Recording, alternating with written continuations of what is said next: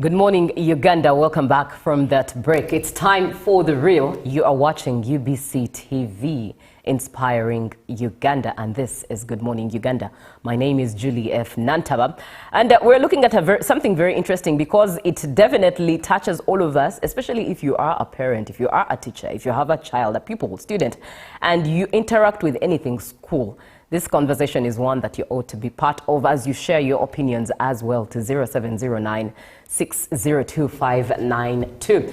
Now, in this new Chisanja Hakuna Kulala, we are seeing quite a lot happening, but for you to tell us, in your opinion, how effective are current measures to curb absenteeism, illegal fee extortion, and ghost teachers, as well as ghost learners in schools? In your opinion, how effective do you think it is with the wave we are seeing?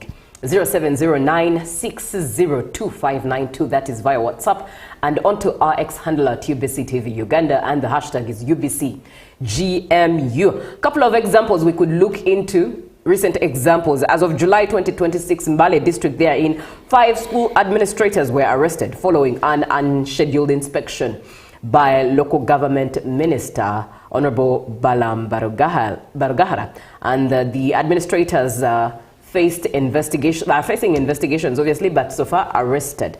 But Kaliro district as well, this July 2026, 8 primary school teachers were arrested and taken into police custody over severe chronic absenteeism, fraud, and abuse of office. Looking at Nabilatuk district, still in this month of the month of July that is ending tomorrow, therein the head teacher and 3 staff members of Arengesip Secondary School were also arrested. Security personnel as well detained and reporting them for being duty while intoxicated. Kiriandongo district, 4 teachers from Chibanda Secondary School were also arrested and investigated for extorting money from parents. July alone has had a lot. We've been seeing a lot on social media, and of course to the honorable ministers of local government, as the social media is calling them, Stokompia. They are all over Uganda shaking tables. But this morning in particular, let's focus on education, especially with those examples that I've highlighted. And we're having this conversation with Jimmy Nambiro, who is the head State House Education Desk and Private Secretary to the President in charge of education and skilling, looking at the recent crackdown on absenteeism, illegal fees extortion, and ghost teachers and learners. Be part of it as you share your opinion. A very good morning to you. Thank you for coming through this morning. Good morning, Judy. Always a pleasure having you. A pleasure being here too. What is the cause of this crackdown?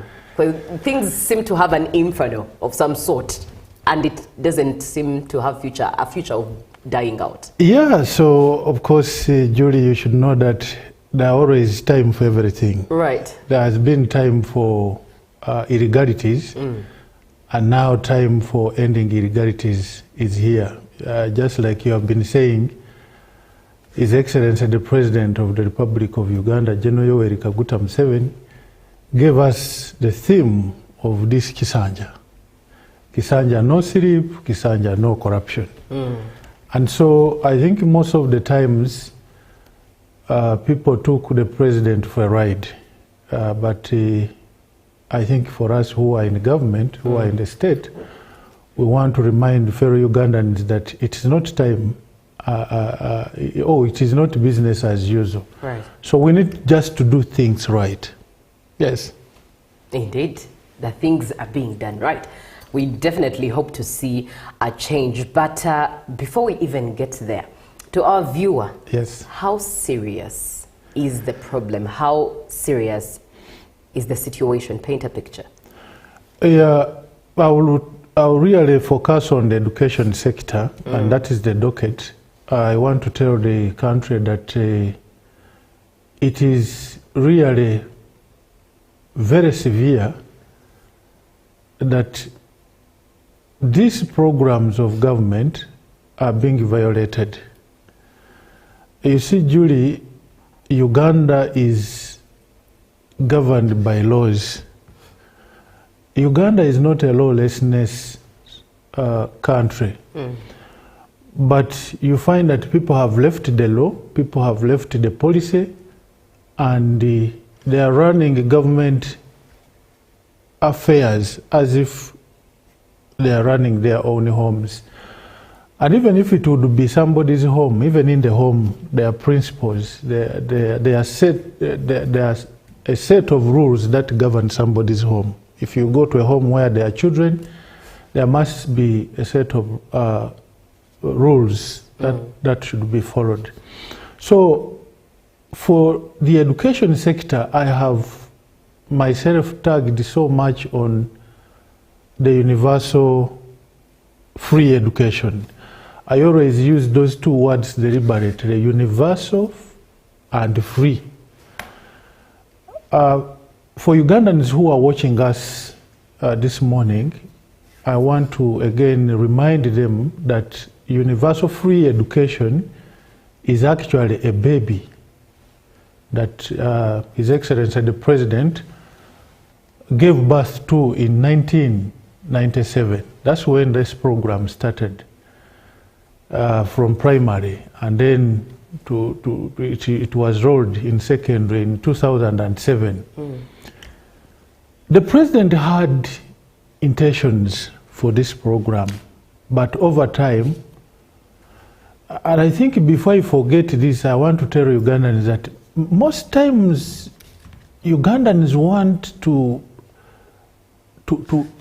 pour water into what the President intends for his citizens. So the President gave birth to this baby, and I can tell you without fear or contradiction that up to this day, the President holds this baby of universal free education to all Ugandans so dearly. And so, of course, like I've said, we have sets of laws, we have instruments that guide the implementation of education in this country. I have reminded my colleagues, you know, Julia, I told you that I am a teacher by profession. I have reminded my colleagues who are in the education fraternity that please get familiar with the law that governs us. And this is the law of the Education Act, 2008. Please again, head teachers and teachers, grab this law, read it, and avoid issues. I have visited several districts. You go and meet head teachers, and if you ask whoever has the Education Act, you may find one. I was in Akaseke, and I said, out of 240 head teachers that I was meeting, I say, who has the Education Act? And I'm willing to offer everyone who is having it 100,000. It's only one head teacher who had this in the hands. And yes, she won herself 100,000. So why do we do this is that, you see, when you know something, you avoid making mistakes. Many mistakes have been made, Julie and our dear viewers, in as far as implementation of the universal free education is concerned. The law stipulates that this program has to be free. And when we say it has to be free, there are times when people can come together like a parents and say, maybe we want to contribute to this for the development of our school. But the law guides and says this has not to be coercive. But what our school administrators and the boards and what they are doing outside there is to make everything coercive. Right. They chase children out of school, deny them classes. But the illustrations I have given over time is that you cannot have your child, for instance, Julie, you take your child to school X, you pay your fees, you ensure everything is there, and then in the morning you find the headmaster sending your child back home. It will take you somewhere. It's the same which is happening with the government children that the president is taken care of, that when they are in school, the president has met whatever is required. We talk about infrastructure. You know, people have overlooked these things to know that government builds classrooms, government pays teachers, it sends all the scholastic, the textbooks, and it even sends money to run the school for the headmaster. This is the thing that I've been emphasizing on different platforms, that Ugandans think that the president woke up one morning and said, Ugandans go to school and he's not doing anything. No, it's not like that. The president said go to school, and he has, I always say he's the parent. He has shouldered that burden on behalf of the Ugandans. And the other thing that Ugandans need to know is that the president, to start this universal free education, he did not begin it for the rich. In fact, the terms I am to use here is that if you go to the villages, we have people we call the vulnerable poor. The vulnerable poor are the people that the president put this program for. And even when you come to the cities, they are what we call the city people, but they are also the city vulnerable poor. And all these schools are there. But now the challenge is that if you go to the village, it's not business as usual. Children, parents are coerced to pay. They have actually put fees. And that's how serious the problem is. So when sometimes some of these things are not within the schools. There is not supposed to be, but are not. No. And school has to go on. At least I speak with practical experience, because like I've told Ugandans, I am not in the office 24/7. I am on the ground. In fact, when you speak about Honorable Balam Rugahare and Honorable Namere, I was very happy. I want to tell you, Julie, and the dear viewers, when I started, you see, it started with me being appointed as an RDC in Utaleja. And I started on this. And then the president saw and said, I have to have him here. And the president appointed me to the State House. And still, I went on. But at times when I could be hosted, people thought that maybe I'm not okay. For instance, if I tell Ugandans, and even up to today, I want to tell Ugandans that if a child is going to write his or her final exams and is under universal program, UPE, use in CD schools, His Excellency the President of the Republic of Uganda ensures that through Ministry of Education, all these candidates are paid for. In fact, this year on 29th of May, for people who follow the current affairs of this country, I've been on the case of the Executive Director of UNEB. I say, come out and speak to the country to this. And yes, indeed, they did. This time, Mr. Dan Odong came out and addressed the nation and assured the nation that the president pays for candidates. Right. Which has been, you see, he has been doing it, but he has been writing circulars and giving them to head teachers, and head teachers keep them under the desk. Right. Yeah, so you find that all these scenarios are making children to drop out of school. You get, when you talk about teenage pregnancies, these drug addicts, these are causes. Now, I want to tell the country that the schools that Honorable Barugahare and Namere were in the East, if you are following what the education desk of State House is doing, I was in those schools. And I can assure you that those particular, in fact, there's a way we work. As government, we are working not as a person, because I've been asked, are you working alone? I want to assure Ugandans and those who are watching us that we are not working in isolation. Right. The work that you are seeing Honorable Baram doing and the anti-corruption doing, you will find that Nambiro is part of that work. Right. Yes. In your opinion, how effective are current measures to curb absenteeism, illegal fees extortion, and ghost teachers, ghost learners as well in schools?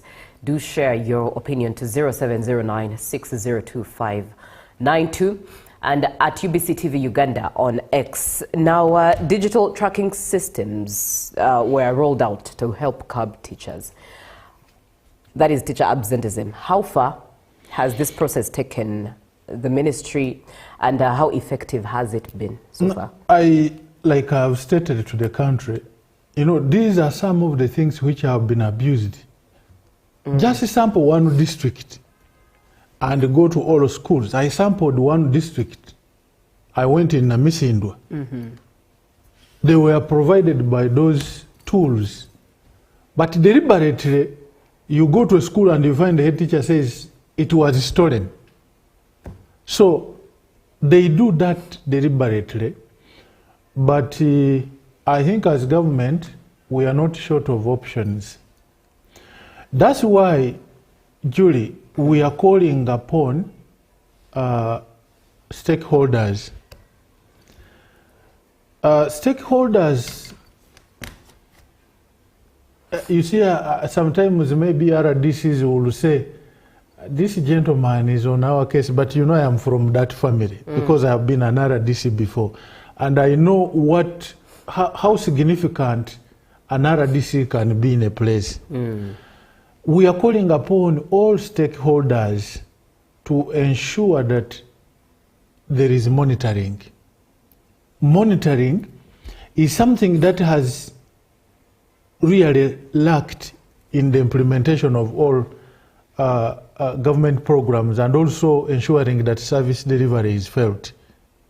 All right. So these stakeholders, if we have, for instance, Julie, there is no school which exists in a place where there is no LOC. I'm happy that we have just concluded LOC 1 elections. There is no school that exists where there is no LOC. And it's from those LOCs that we get the parents' representation. So parents are stakeholders. For you parents who take children to school, do you take time to go and see what is happening at school? Are the teachers there? Because yes, parents can say, headmaster, we entrusted you with our children, but we are not seeing the teachers. The government has done its part.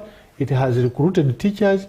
You just had this financial year that teachers, I was here and I was telling you that the president is going to enhance salaries of teachers. The salaries for teachers has been enhanced. So what is it that cannot be done? So the stakeholders, you see, even when we are talking about this program, Julie, you find the low points that I always get is that you find people who are supposed to explain to the community what it is supposed to be, again, they are the ones diverting the society. For instance, you have seen members of parliament, you have seen chairpersons, LC5s, coming out to oppose that in my district, people have to pay. And then for me, the question I want to ask you, member of parliament who are saying, there is a member of parliament who was speaking yesterday in Kibuku and used very funny statements, said, President Museveni, he has educated his sons and daughters. You people, if you don't educate your sons and daughters and you are following Museveni's words, I said, is this a member of parliament really? Which kind of message are you giving to the society? The question I'm asking the leaders who are watching me, the RDC, the DSOs, the members of parliament, the councillors, you are saying parents should pay, but what should they pay for? Julie, I have used an analogy that if I go to a hotel or a restaurant, you buy for me food. I begin eating the food. Then there comes Mr. X. He says pay for the same food. Is that fair? So what happens if the parents are asked to pay, because many times they are caught between a rock and a hard place? Their children need to go to school, and matters authorities and engaging the law, these are things that sometimes are very ambiguous. What can a parent do? You see, before I get to what the parent has to do, I want to show the country that we are saying, you hear a member of parliament, chairman LC5, my people have to pay. Now I have this jury. You see even the documentation. Because there's a way we are dealing with these head teachers, like you are seeing some of them now who slept in Ruzira. It's not just a matter of jumping on someone, but we are gathering evidence against them. Now, I have told you that government pays Ugandans. Government pays for registration fees for all children who are under universal program in primary and secondary. Now, this particular head teacher, with all this record, charged 80,000 for UNEB registration. You can have a look. So that's what we are saying. Yes, you want the parents to pay. What are they paying for? So is that head teacher right to charge 80,000 from a poor child or a poor parent that His Excellency the President started this program for? No, they're not right. Yeah, so that's where we are saying now, using this law, not using Nambiro's words, right, but using this law, such a head teacher has to be brought to book. So what should parents do? I have been on record, and parents who are watching, taking a child to school is a shared responsibility. Some parents have also neglected their responsibility. For instance, it's a responsibility of a parent to ensure that a child goes to school. That's responsibility number one. But here, Nambiro, the ministers are fighting for the children to be in school, but there are parents who are not ensuring that children go to what? So that's something wrong. And that's why we are saying our structures down there should also come up and see how this should be addressed. Number two, you can't send a child to school minus ensuring that this child has uniform, has books to write in. But also significant is the feeding part of it. We have told the country that the government and the Ministry of Education is still studying on how this can be done. But in the meantime, it's a responsibility of the parent in this program of universal free education to ensure that a child has something to eat at school. Ensure you cooperate with the school leaders, the head teachers, the management, to see that you come up with a way of having children eat at school. Right. Yeah. Now, allow me get into some of the comments as we begin to close this conversation. Good morning, Uganda. Julie, you know, President Museveni should finance my program, Citrada, of empowering citizens themselves to track and demand for accountability in their locality. If we empower citizens, communities will be empowered. Muyimbwa Abdul here, an economist, goes ahead to say that absenteeism in schools and ghost teachers is a planned move by head teachers and DEOs in the districts as a way of manipulating learner figures to get more UPE funds. Interesting. And good morning. The truth of the matter is that the current economic policy can never favor Ugandans from acting like thieves. The current leadership is continuously deceiving itself and the entire population that the economy is thriving while it's moved by most in leadership, their relatives and friends plus foreigners, even though at the same time the Uganda's debt is also continuously increasing. They need to consult people like myself directly if they're concerned and determined to sort these critical issues. Please, because they cannot manage. This is Katwesi J. Johnson in Kabowa. Thank you for the program. On the crackdown on illegal fees extortion specifically, I have just listened to the guest in the studio, Mr. Nambiro Jimmy, and I'd like to address myself to the universal secondary education, especially where government schools like Gayaza, Budona, Miyango, and all other top government schools are charging exorbitant fees equivalent to the fees of private, and yet these same schools are being financed by the government under USE. Has Nambiro and the team also verified that these same very high-class schools are not charging these UNEB registration fees and across all government secondary schools across the country? Can Mr. Nambiro also explain this extortion? Where does the money from government USE go? And how about the 2.5 million fees being paid by each parent, equivalent to the fees for private schools delivering the same service? Why is it that these state house people are redirecting their energies to rural areas, leaving aside these issues in the backyard and in close proximity to State House? Signed, this is Eric Burnett, Eric Burnett Kitsa. That is, talk about sustainable development goals, SDGs, please. This is very important for the country and the entire globe. Michael Wanjuzi Makongo. And finally, good morning, Uganda. I'm Kauka here in Bududa. All schools, primary and secondary schools, we pay fees. Yeah. Those are the comments that have so far come through. You could quickly speak into them as we begin to close. Yeah, thank you for those feedback from our dear viewers. The issue of numbers forged, these ghost learners, I have just talked here that today as we speak, the DE of Mbale is left in Ruzira and the inspector. So it's the same message that should go to all district education officers, to all inspectors, that when we come, by the way, there are many schools. I have not given you the figures of our schools in Uganda. We may not be in every school at all times, but we will come. So when we get a head teacher in that habit, for instance, there's a head teacher of Naumali SS who was found in that habit of, I have 1,000 students, but the actuals are 200 children. He's in Ruzira. So this is the action we are taking. And we are using the law, we are using facts on ground. So that's on ghost children.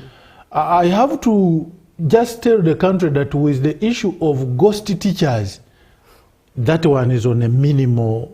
It is not all that. At least the minister has tried to clean up that. Right.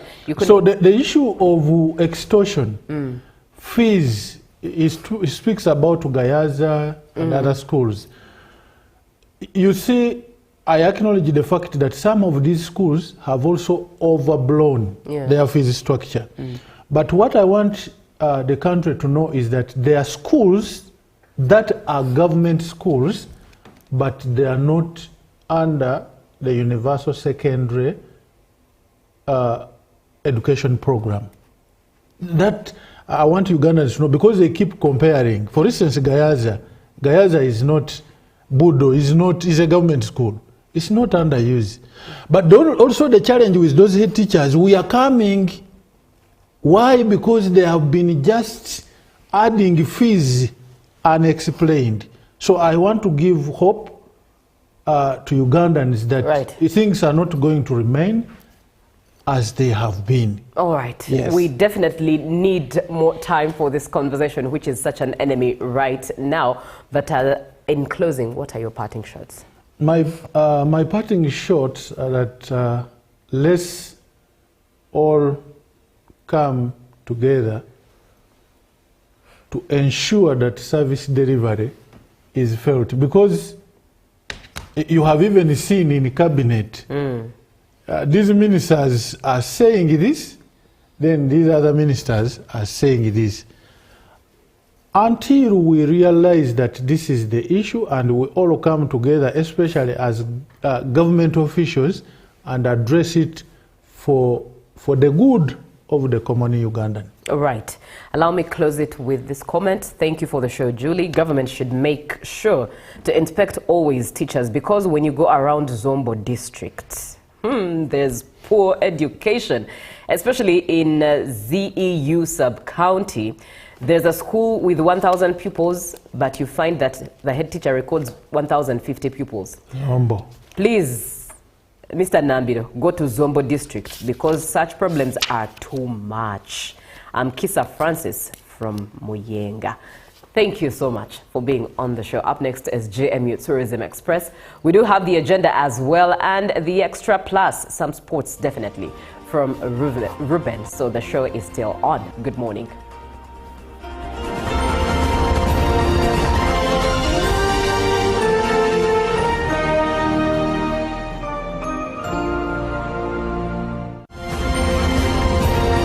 Live from UBC Studios in Kampala, this is Good Morning Uganda. Juko. Yo. Check the shopping, man. What's your secret? Uganda wange. Haven't you heard of the Parish development model PDM? Yes, I did, but I thought it was just a talk. No, Sebatia. It is real. I and a few friends together formed a circle, accessed money from the PDM, invested in a poultry project, and now things are moving. Juko. I thought I was one of your friends. You are. But you left me behind. I didn't leave you in poverty. What you do, just visit your LC2 chairperson and your parish chief and start the process of economic transformation. Just like that. The parish development model is an initiative from the government of Uganda through the Ministry of Local Government designed to transform all lives of Ugandans for the better. PDM, my parish, my development, my life. In a nation hungry for truth, a world where every story matters, there exists a beacon of trust and reliability. For decades, they've been our voice and our window to the world, holding the mirror of our history. With 4 TV stations and 11 radio channels spanning 27 languages, they stand as guardians of information, defenders of truth. With Mascari Heritage Advantage, they uphold every citizen's right to reliable and free information. Their archived stories shaped our past and illuminate our present. Yet now, as new challenges arise and the world evolves, their mission faces its greatest test yet. Be part of our journey and let's navigate the unknown, uncover the untold, and safeguard our future together. Tune into your public broadcaster, for it is the intersection of trust and truth. Because to UBC, your story, and every voice matters. UBC, inspiring Uganda. Live from UBC Studios in Kampala, this is Good Morning Uganda.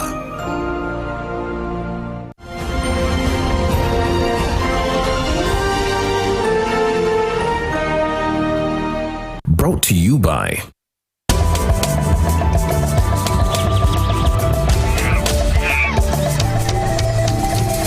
Uniquely Ours. Explore Uganda. Okay, my name is Anthony Katongole, Disato Saviera, Mutabani wa Zibondo, at the Murchison Falls National Park. This is my first time here and I've experienced a lot. I thank the government of Uganda, I thank Uganda Wildlife Authority. They really welcomed us in Zambia. We slept at Zambia River Lodge. So this is my honest opinion, according to what I've seen at the Murchison Falls. So the government of Uganda should do more, and the government of Uganda should accept, even you at large, they should accept that we are in an era of social media. They should start sensitizing more using social media. Because I've seen a lot of features in Uganda whereby I've seen friends posting the same features, But again, I thought those features were not in Uganda. Someone comes, like at the Murchison Falls, and then posts a video, then down, it captions Kenya. And I don't know what is also wrong with Ugandans. Don't you guys love your country? Someone comes at the Murchison Falls, takes a very good picture, takes a very good video, and then down you caption Kenya, down you caption Sudan, down you caption Congo, down you caption South Africa. So you people, you have a disease of Maldives in you, you have a disease of Zanzibar in you, you have a disease of Nairobi in you. We have a lot of beautiful things. That's why we are called the Pearl of Africa. So Uganda Wildlife Authority should do more on the social media. We have a lot. We have TikTok, we have Twitter, X, we have Instagram, and we have Snapchat. If we utilize the social media, Uganda is going to have one of our leading exports as tourism to go higher. You understand? So please come and visit Uganda. Uganda is my home, and I've been in Uganda for all my life. So I don't have any other home place. So the waterfalls, I really thank God, because whenever I see the waterfalls flowing, something comes to my head. Unless they kill God. Unless they kill God, things are really working out. Look at the water. Things are really magical. I've not seen something like this even in movies. I've not seen a movie like this. So we're having something different in our country. But this is what we should do. Please let us love our country. When we love our country, we shall also preach the gospel to other people that we have things in our country. They'll come in our country to visit. You understand? So may the Lord bless you abundantly. Of course, I'm a father of one. My daughter, I love you so much, Tiana. May the Lord keep you safe. The next time I'm coming here, I'm coming with my family, my daughter, and my wife. Are you together? Praise the Lord.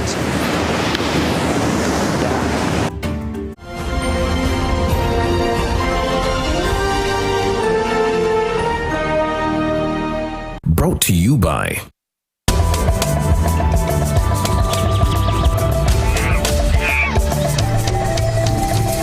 Uniquely Ours. Explore Uganda. Live from UBC Studios in Kampala, this is Good Morning Uganda.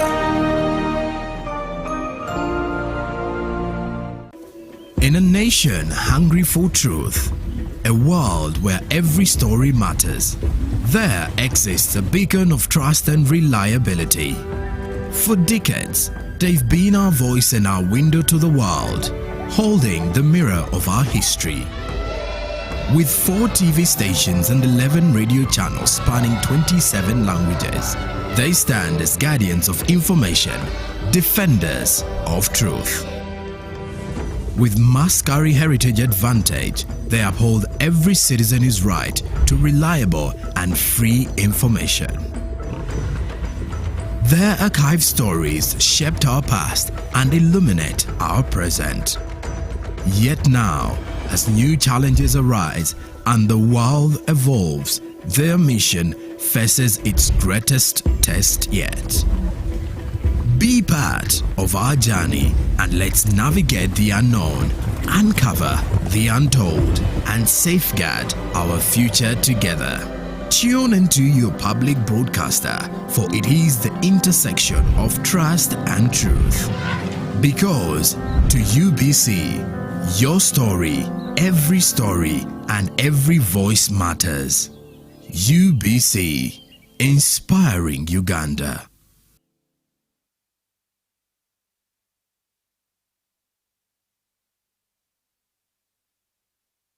Live from UBC Studios in Kampala, this is Good Morning Uganda.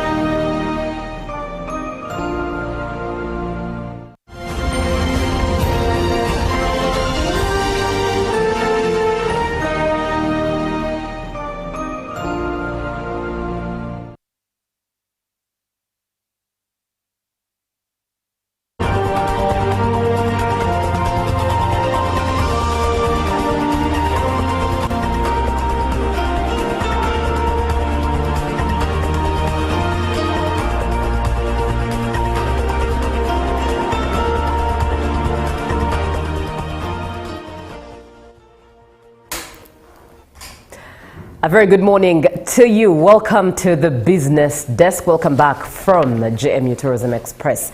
My name is Julie F. Nantaba. Now, the Uganda National Bureau of Standards has appealed to the government to invest in modern laboratory equipment and increase technical manpower, saying limited capacity is slowing product testing and certification. The Bureau says strengthening Uganda's national quality infrastructure is critical to protecting consumers, supporting local industries, and enhancing the country's competitiveness in regional and international trade. The appeal was made during a familiarization tour of UNBS laboratories by heads of government agencies aimed at showcasing the Bureau's role in safeguarding product quality and strengthening collaboration across public institutions. Let's have a look.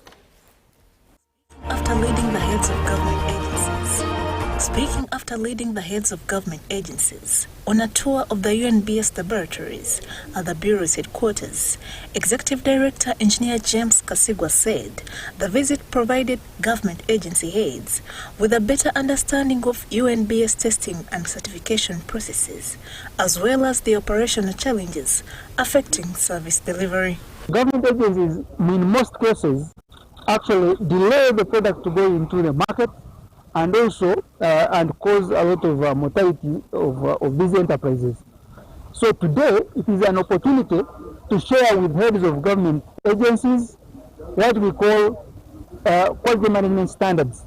Kasigwa explained that the laboratories are at the center of ensuring products meet national standards before they reach the market. However, he noted that inadequate modern testing equipment and a shortage of specialized technical personnel continue to slow laboratory operations, increasing the time required to certify products. Capacity of our laboratories are still wanting. As a bureau, we still have shortages in terms of manpower. We are short on manpower, but we are running at about 52% in terms of manpower. Kasigwa appealed to the responsible government authorities to increase funding for advanced laboratory technology and recruit more technical experts to improve efficiency, reduce certification turnaround time, and support Uganda's manufacturing sector. But there are modern technologies that we call non-destructive technologies. And if we acquire those, we will shorten the time we take to certify the products, and thereby facilitating trade and industry much more and much better. Responding to the concerns circulating on social media about cement quality, Kasigwa assured the public that UNBS continues to conduct routine inspections and laboratory testing on all certified cement manufacturers. He urged consumers to verify the UNBS Q mark, confirm the correct product weight, and demand quality products that offer value for money. Something trending about underweight cement. I want to assure Ugandans that UNBS has been working with the 6 certified cement companies to ensure that whatever they release out of their factories meets the right weight and quality. So you, the consumer, make sure that you demand that whatever you're purchasing is weighed before you pay. That's what we call value for money.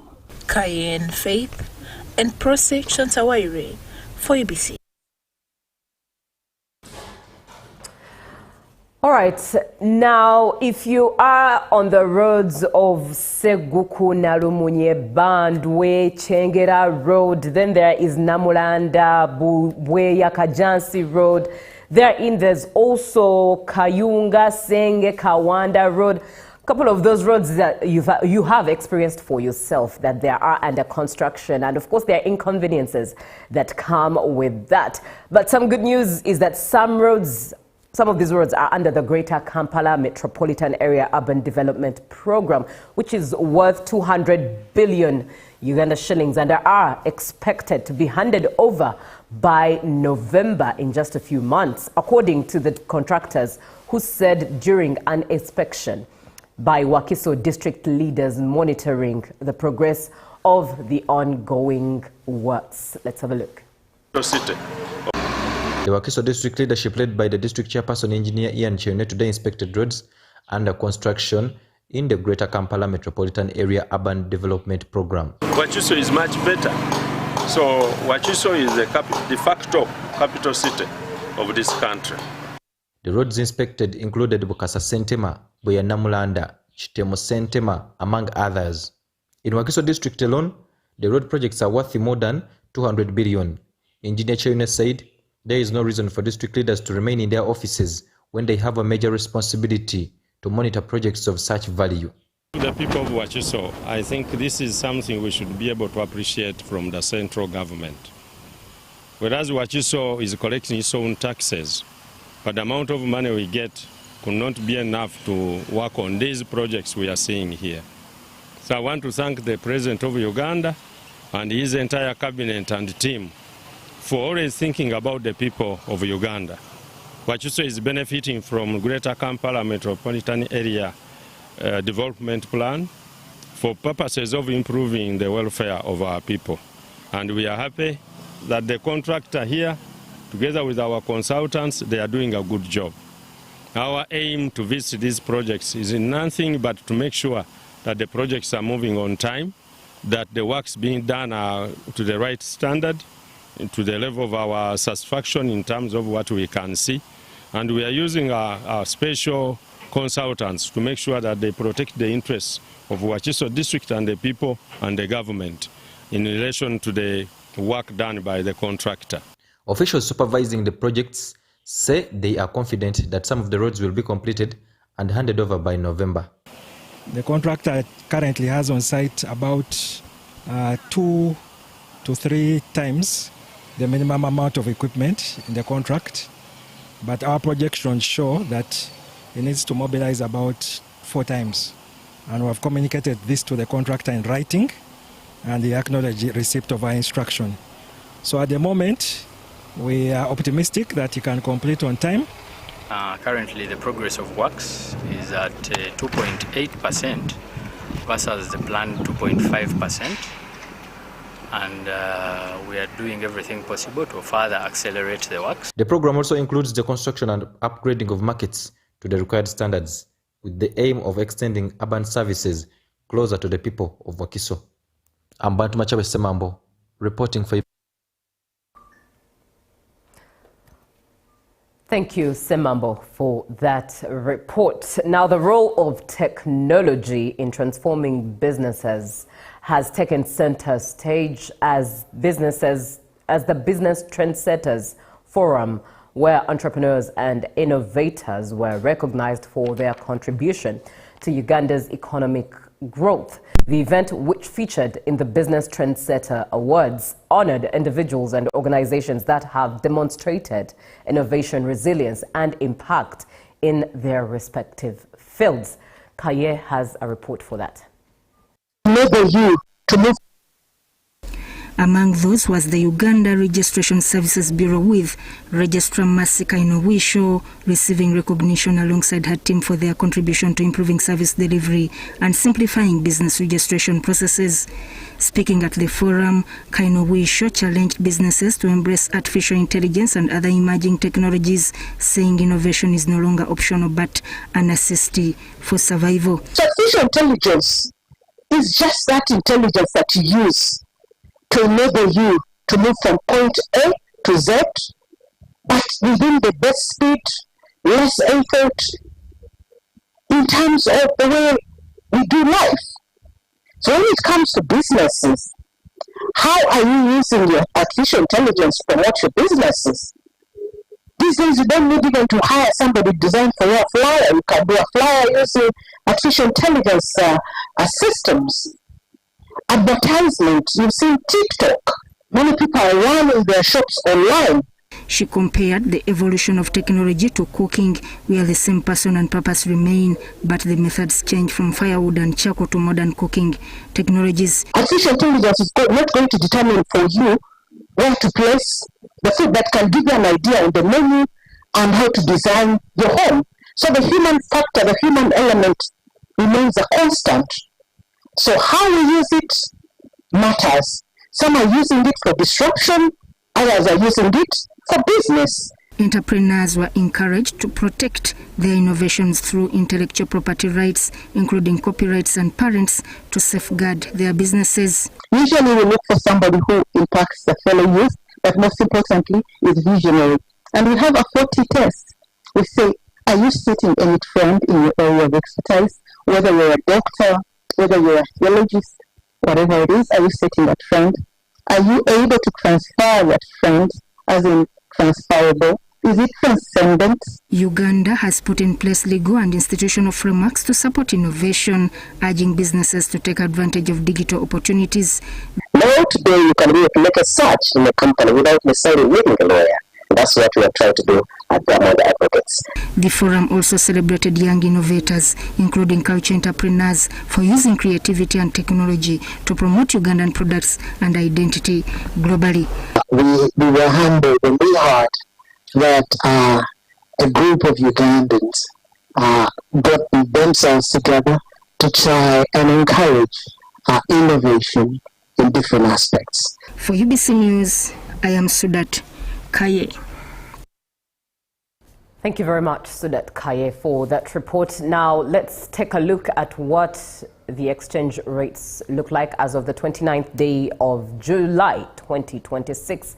And the US dollar was buying at 3,752.57 and selling at 3,762.57. The British pound was buying at 4,990.91 and selling at 5,005.34. The euro was buying at 4,276.42 and selling at 4,288.57. And the Kenyan shilling there was buying at 28.96 and selling at 29.08. The Tanzanian shilling was buying at 1.40 and selling at 1.43. And the Rwandan francs was buying at 2.54 and selling at 2.57. This brings us to the end of the business update. Thank you so much for watching UBC TV. This is Good Morning Uganda, and up next is the agenda. Stay tuned.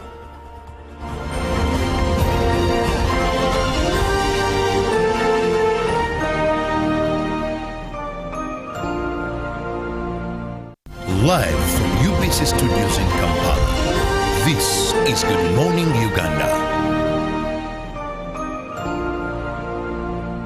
Pick of the day on UBC.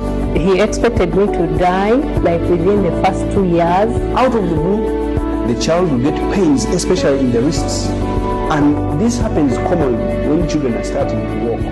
Was brought to you by I'll call you every day, yeah, yo, baby, don't know. You can now get all the Chibuzi out with MTN voice bundles. Call all networks. Kubei Dondoro. Buy a 25-minute voice bundle for only 1,000. Or buy any daily voice bundle of your choice. Dial *100 *21# and select daily, or use the My MTN app.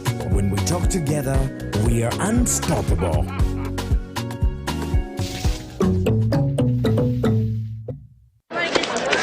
Juko. Yo. What? Check the shopping, man. What's your secret? Uganda wange, haven't you heard of the Parish development model PDM? Yes, I did, but I thought it was just a talk. No, Sebatia. It is real. I and a few friends together formed a circle, accessed money from the PDM, invested in a portrait project, and now things are moving. Juko. I thought I was one of your friends. You are. But you left me behind. I didn't leave you in poverty. What you do, just visit your LC2 chairperson and your parish chief and start the process of economic transformation. Just like that. The parish development model is an initiative from the government of Uganda through the Ministry of Local Government designed to transform all lives of Ugandans for the better. PDM, my parish, my development, my life. My question is, what is the difference between rental tax and income tax? How comes I'm paying both taxes on my own premises? If you want to have a tin, but you are not making any income from your business, you should take on the obligation to continue filing your nil return. Commissioner General, to invest in taxation. When people understand taxes and they know the importance of taxes and they know the fair assessment of these taxes they're supposed to pay, I think everybody will embrace taxation.